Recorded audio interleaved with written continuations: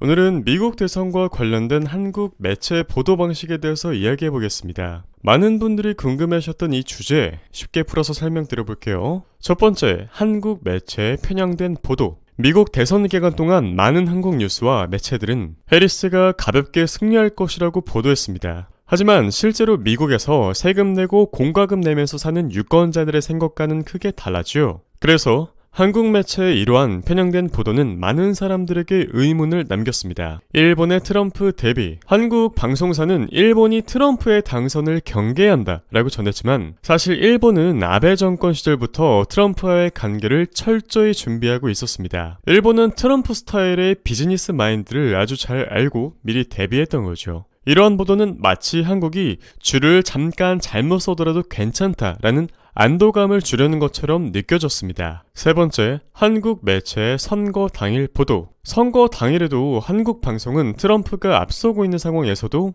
여전히 박빙이라는 이야기를 반복했는데요. 이는 실제 미국 유권자들의 감정을 하나도 반영하지 못한 채 편향된 보도를 이어간 겁니다. 네 번째, 미국 방송의 신뢰도 문제. 미국에서는 이미 CNN 같은 공영방송의 신뢰도가 떨어진 지 오래입니다. 그런데도 한국 매체는 이러한 미국의 보도를 그대로 가져와서 마치 미국 전체의 의견인 것 마냥 보도했죠. 이는 한국 사람들이 실제 미국 상황을 판단하는데 매우 큰 혼란을 줬습니다. 다섯 번째, 편향된 정보의 위험성. 우리가 영어 공부를 할 때 CNN이나 오바마 연설을 듣는 경우가 보통 많죠. 그런데 이런 편향된 정보는 자기도 모르게 사람들의 생각을 한쪽으로 치우치게 만들 수 있습니다. 한국 방송이 이런 정보를 여과 없이 내보내는 것은 큰 위험이 될 수 있습니다. 생각과 사고의 한계를 만들기 때문인 거죠. 여섯 번째, 전문가들의 한계. 한국의 전문가라고 하는 분들은 대부분 미국의 대도시에서 엘리트 코스를 척척 밟아온 사람들입니다.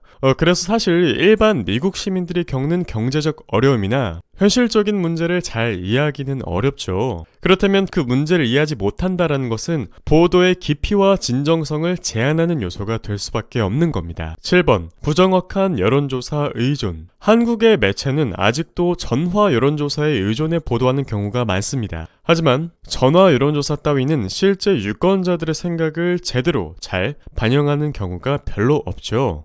여덟 번째, 트럼프의 대체 미디어 전략. 트럼프는 기존 방송사 대신 팟캐스트나 유튜브 같은 대체 미디어를 적극 활용해왔습니다. 긴 시간 동안 편집 없이 원테이크로 자신의 생각을 이야기하면서 대중과의 신뢰를 쌓았죠. 그게 설령 유권자와 트럼프의 성향, 원하는 정책 방향이 맞지 않을지라도 전통 미디어에서는 보여줄 수 없는 다른 강력한 소통 전략이었습니다. 9번, 젊은 층 공략. 트럼프는 주로 20대가 주 시청자인 유튜브 채널에 출연을 했고 인기 팟캐스트에서도 다양한 주제로 긴 대화를 나누면서 트럼프 자기 자신을 보여줬습니다. 덕분에 대중은 트럼프가 어떤 사람인지 직접 확인할 수가 있었죠. 심지어 트럼프를 좋아하지 않았던 사람일지라도 이러한 소통 과정에서 마음이 돌아섰을 확률이 매우 높습니다. 10번, 해리스의 이미지 관리 실패. 해리스는 흑인 유권자들에게 다가가려고 했지만 어색한 이미지로 비판을 받았습니다. 특히 진지해야 되는 유세 현장에서 인기가 많은 여성 래퍼를 갑자기 데려와서 흑인 유권자들을 끌어들이려고 했지만 오히려 진정성 없다는 평가를 받았습니다. 11번, 민주당 지지자들의 실망. 해리스의 후보 지명은 경선도 없이 이뤄졌습니다. 많은 민주당 지지자들은 이 과정에 실망했고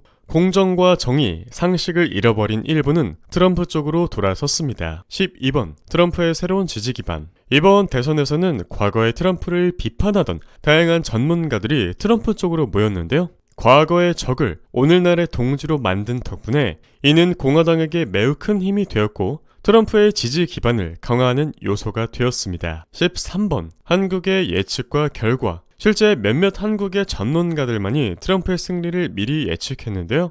저 역시 투자자분들에게 정치를 떠나서 트럼프가 될 확률이 매우 높으니 트럼프 2.0을 준비하자고 이야기를 드렸습니다. 중요한 건 여론조사에 의존하지 않고 현지 분위기와 데이터를 바탕으로 객관적인 분석을 해야 된다는 겁니다. 그럼에도 불구하고 한국 언론에서는 트럼프를 부정적으로만 표현했죠.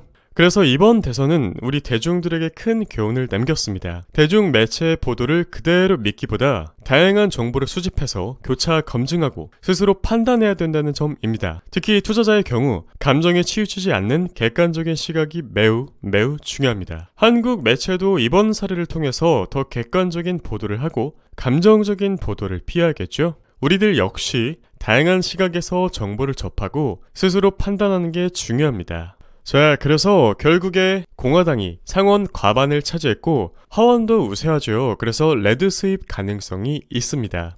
레드 스윕은 미국 정치 용어인데요. 공화당이 대선뿐만 아니라 상원과 하원에서도 모두 승리하여 의회와 행정부를 장악하는 상황을 뜻합니다. 즉, 대통령직과 의회의 다수당을 모두 공화당이 차지하는 경우를 의미합니다. 이렇게 되면 공화당이 주요 정책을 더 쉽게 추진할 수 있는 환경이 조성되기 때문에 시장이나 정책에 큰 영향을 미칠 수가 있겠죠. 하지만 그만큼 정책 방향성이 확실해지는 덕분에 투자자들 입장에서는 어쩌면 선택지를 좁힐 수 있는 기회가 될 수도 있겠습니다. 자, 과거 트럼프 1기 2017년부터 2021년 당시 증시는 IT, 자유소비재, 헬스케어가 큰 상승을 보였고 에너지 업종은 큰 폭으로 하락을 했죠. 집권 기간 중에 3년차 수익률이 높았던 이유는 금리 인하, 2년차 하락은 미-중 무역전쟁 때문이었습니다. 현재 트럼프 2기 당선 후에 법인세 인하, 재정지출 확대, 에너지 정책 강화, 금융규제 완화 등의 공약이 시장에 반영되고 있는데요. 실제 어제 IT 섹터가 상승했고 비트코인이 신고가를 경신했으며 10년물 국채금리가 4.4% 수준에 달러가 강했고 WTI 유가는 하락했습니다.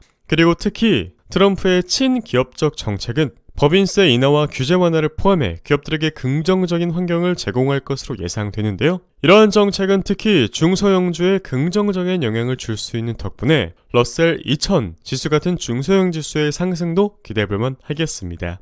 앞으로 트럼프의 정책 실행이 어느 분야에 집중될지에 따라 수혜 업종의 강도가 달라질 전망입니다. 러셀 2000 지수에 직접 투자할 수 있는 대표적인 ETF는 3가지가 있고요. 위와 같은 정보 최대한 빨리 받아보고자 하신다면 구독, 좋아요를, 위와 같은 주식들을 함께 투자하고 관리해서 수익을 내보고 싶다라고 하신다면 미국 주식 픽업 서비스 이용을 권유드리겠습니다. 남은 저녁 평화롭게 보내시기를 바랄게요. 감사합니다.